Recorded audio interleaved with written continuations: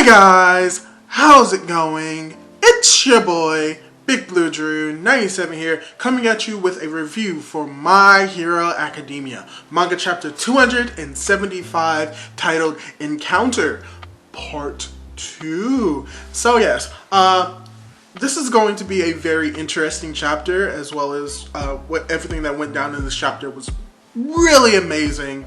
I talked about this a little bit in my spoilers, and I'm going to go a little bit more in depth into it, as well as like a few corrections that are going to be made here and there for the differences in translations. So with all of that out the way, let's get right into it. So we start off the chapter, weirdly enough, with Shigaraki recollecting Ragdoll's quirk, and we get a little bit of information on more of how her quirk works. As we know, Ragdoll's quirk used to be Search, and now it belongs to Shigaraki, and we get an explanation for it, which can basically sum up as she can find the weaknesses of anybody's quirk, and she can remember those weaknesses even if they've seen them one time. So Shigaraki realizes this from his quirk. He thinks about it and it's like, this is fate, isn't it? Because he comes to the realization, like, the fact that he has this quirk, and because Ragdoll saw Deku and saw Bakugo, he now has the ability to like pinpoint them out in a group and like has no trouble whatsoever. So he basically equates like getting her quirk as being fated, as it's fated for him to have one for all. And with that, we immediately transition over to the cover page where you see Aizawa and a cat, and this kind of explains what Aizawa and the cat was in the spoilers and the raws. It was just basically a part of the cover page, so it's a very nice cover page, and it kind of like is a bad omen for like how nice it looks and the potential of what's going to happen with Aizawa, not in this chapter but in this arc. And it could be an indication that the happiness that he feels is going to be fleeting, because he may suffer like either a harsh defeat or he may die. And I think this is what this cover page may be representing, Aizawa's last moment of joy and happiness with his cats before he dies. So from the cover page, we cut over to basically the continuation of the last chapter of My Hero Academia, where we have Deku asking Endeavor to basically give him a status update on Shigaraki and where he's located, and if he were to change directions to tell Deku. And Endeavor's just thinking this as like, what are you talking about, kid? Why would I tell you this? And he's thinking in his head, he hesitates to like tell Deku as he fires off an attack at Shigaraki, but at that moment Shigaraki changes directions and avoids the attack, and at that moment Endeavor probably comes to that realization like, okay, yeah, this is no coincidence. Shigaraki is heading like southeast or southwest, and Deku's like, thank you, click. And actually, when Endeavor talks about the changes in directions, Shigaraki looks upon this and he's like, oh man, that's so annoying.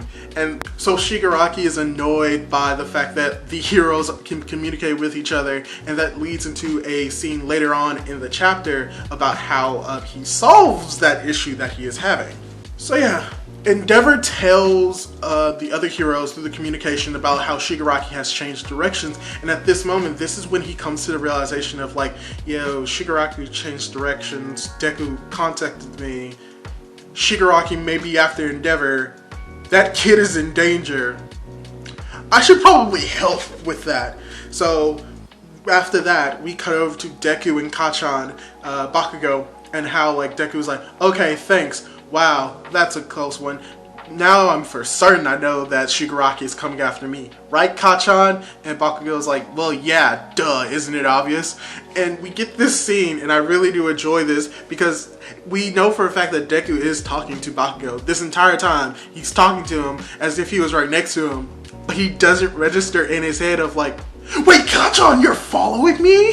And Bakugo was like, well, of course I am. Do you want me to kill you? And he's like, no, it's fine. It's fine. You don't have to kill me, Kachan. So yeah, we get this cool, like, little, like, funny interaction.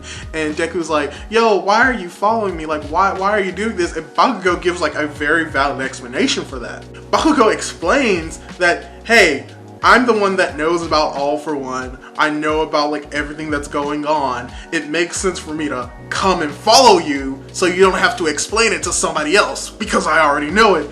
And Deku's like, good point. Thanks, Kachan. So we get that little interaction between them, and it does make sense for why Bakugo would still be following him.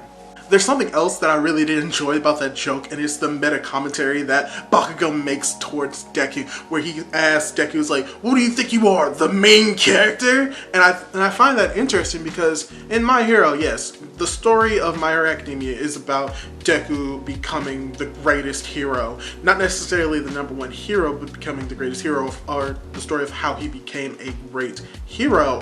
So he is the main character, or more specifically, he is the protagonist of this story, but Bakugo is also a main character, and this isn't just the story of Deku, it's also the story of Bakugo as well, due to the fact that they are rivals in trying to be great heroes and assumedly taking on the position that All Might held. So this leads into basically a few pages of Bakugo reflecting on like his status in the story and his objective towards Shigaraki. So we get a better understanding for why Bakugo is actually following Deku. It's not just because like he understands the situation of All for One, but it's an All for One and One for All, but it's more of like his own personal goal. Because Bakugo, and something else that I'm going to make note of a little bit later, but when we see Bakugo and Deku, how they're getting away, we see that Bakugo is always behind Deku. Where Deku is leaping forward, Bakugo is literally right behind him, and so on and so forth. And another thing that I want to add to that is that we see them like running, Bakugo like flying through the air, but we see Deku like running on the building tops. So that means that either A, isn't using float because he doesn't know how to use it yet, or B, he's waiting a little bit later to use float. So that's just a little bit of information that I want to leave with y'all, that at this moment he is not using float, he is just using his 30% to run on the top of the buildings. But tying back into like the reason why Bakugo is here, he's basically kind of here for revenge, or more specifically to show himself that he is worthy of like being a great hero. Because we get a lot of we get some flashbacks to Bakugo, and he even explains the fact that, yeah, I'm the one that made All Might retire, so I'm gonna go after Shigaraki because like I wasn't able to do it the first time. I'm gonna do it now. It's going to be an absolute win. So we have Bakugo once again showing that what happened in Camino last summer really did affect him, and he does still blame himself for All Might's retirement. So he's using this as an opportunity, and he even calls it out that he is using One for All as a bait for Shigaraki so that he can defeat him. It's kind of like revenge for like, and also kind of like atonement for the fact that he believes that he is the one who made All for One retire. Not All for One, that he's the one that made All Might retire, so he feels as if it's his duty to like take down Shigaraki. And while this is all happening, we also get explanation for how Deku was able to use 35% and 45%, and this is something interesting, is that we do not get that explanation from Deku in his mind through a monologue, but we actually get it through Bakugo, where he talks about how Deku is able to use 30%, but he can't use 45% because it's going to wreck his body, so he has to use it in like intervals, which is very amazing because this is something that Deku just learned recently. Bakugo comes to that same like exact realization, but I think that it's amazing that he was able to do it even though he doesn't have the quirk. So it does show that he is watching Deku, and this also shows that they are building somewhat of a like more concrete rivalry, because he is training with Deku. He is observing like the weaknesses and strengths of Deku, and he says that he's noticing all of these so that he can eventually surpass him. And when it comes to the imagery that I was talking about, how he was always falling behind Deku when they're going towards Shigaraki, after he comes to the finishing, like his thoughts about this and how he's not going to lose anymore, he gets ahead of Deku for the first time within this entire like scene. So it does show that he is trying to grow as a not just as a person, but as a hero, and that he doesn't just see Deku as his pathetic weakling. He sees them as like a wall that he has to surpass. He has to either get over it or break right through it. So that just shows that their rivalry is growing, and it's like an actual true rivalry. So yeah, once Bakugo comes to this realization, and like after this scene is over, we cut back over to Shigaraki and how Endeavor is like right behind him. And this ties into the point that I was making about how he found the communications between the other heroes annoying. So we get to see Shigaraki combine his quirks, I believe, for the first time. He combines the air cannon, air blast quirk with a radio wave quirk that he has, basically as a way to amplify it to disrupt the communications with the heroes, which he does succeed in doing that, as we can see through Burn and how she hears the static and she's unable to communicate with them. And as soon as he does this, he is able to catch up to Deku and Bakugo, and we get the scene of Deku and Bakugo, and Deku comes to realization like, oh, this feeling, it's the same feeling of Kamino. And this is a something I want to bring up, a difference between the official translations and the translation or summaries of the Raws, is that it was assumed that this feeling was a different type of quirk. It was a quirk, but in actuality, it's just like the presence or the evil of All for One. It's just its existence is a feeling that Deku felt, and he now feels it through Shigaraki. And then we get the scene of Shigaraki, we get the image of Deku and Bakugo decaying, and from what we have within this actual like official translation, it doesn't seem as if that is like a type of quirk that's like showing an image of them decaying. It's just like probably like a representation of their fear and what they think will happen if Shigaraki touches them, that they will decay immediately. And before that even happens, and during all of this, Shigaraki is like, give me one for all. They get saved by Gran Torino as he gets them away from Shigaraki just in the nick of time. Gran Torino saves the day, saves these kids, and like they're just looking like, Gran Torino, what are you doing here? And he's like, yeah, I heard them say all for one, and one for all in the communication, so I knew that they will probably go after you. By the way, what are you doing here? Y'all cannot take care of this guy on your own. And he gives like a little bit of explanation like, yo, y'all kids can't do this. Y'all can't do this on your own. Leave it to the heroes. But he also gets him to explain that, yeah, you probably can't take on this decay, because even if like you don't touch the ground, if like a piece of something that is decaying touches you, then yeah, you start to decay and you're dead. And we get to see a few more heroes, potentially students, dying. So, you know, that's 2 other people being decayed. Wow, Shigaraki's body count just keeps growing by the chapter. So after that explanation, Gran Torino's like, yeah, just leave it to the heroes, as we see Ryukyu come out of the building, begin to swipe at Shigaraki, and Shigaraki, being the confident bastard that he is, just doesn't hesitate and just puts his hand out about touching Ryukyu and thinking that she's going to decay, but that doesn't happen. He gets thrown into the air, and you maybe think like, what just happened? How did that happen? Come on, it's obvious what happened. After the swipe that Ryukyu does on Shigaraki, we get images of a particular person. He begins talking about, what are those kids doing here? Gosh, can't believe it. But you know what? After everything that has happened, I'm gonna be the one to take you down. So obviously we get Aizawa, and we get him basically, he erases Shigaraki's quirk, which allows Ryukyu to swipe at him without being decayed. He begins like thinking like, why are these kids doing here? Doesn't really matter, because it's now you and me, Shigaraki. After all of the things that you did, like the reason why I'm alive here today, the reason why Crust sacrificed his life, the reason why Oburo sacrificed his life is so that I can live. So now it's time for me to return the favor.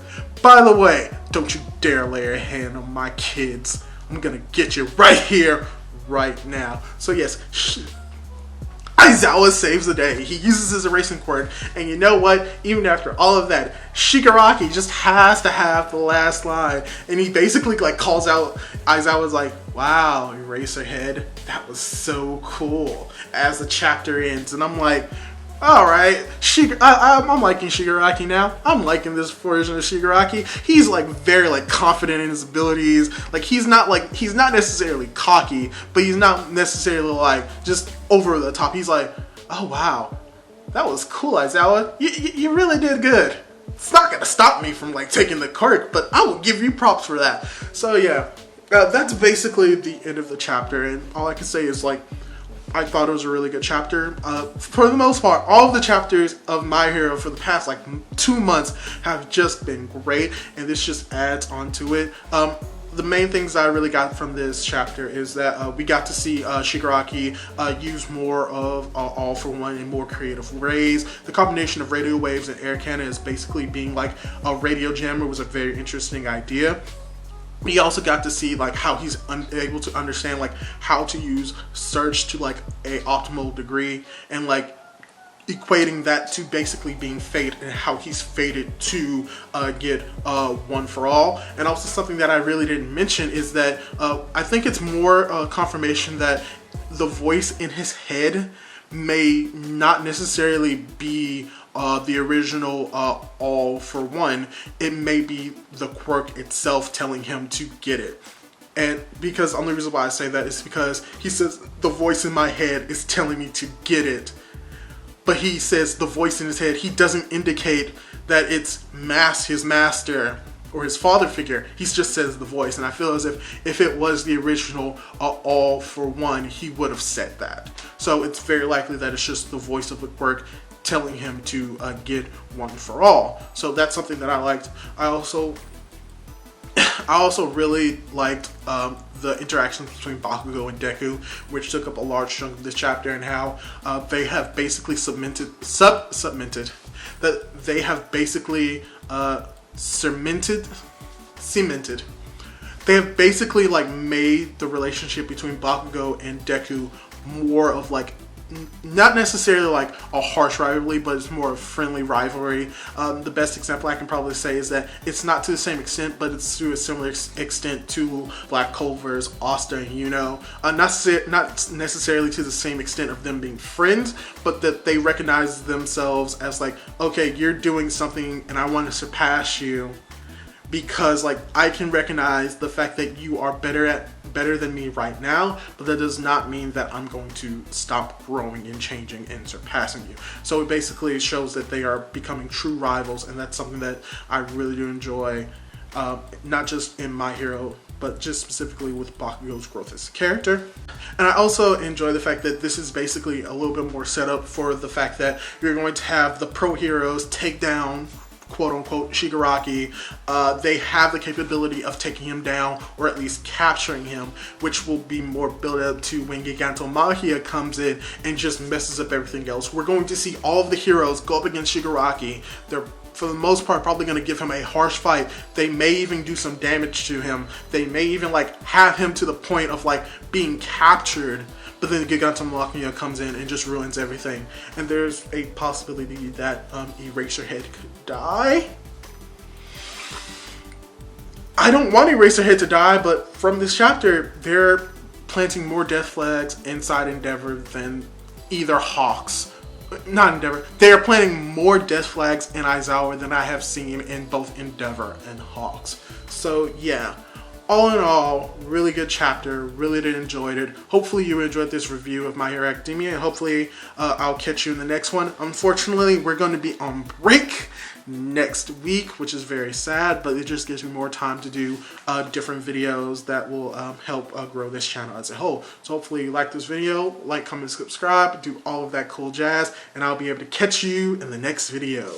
Woo, goodbye for now. Ah.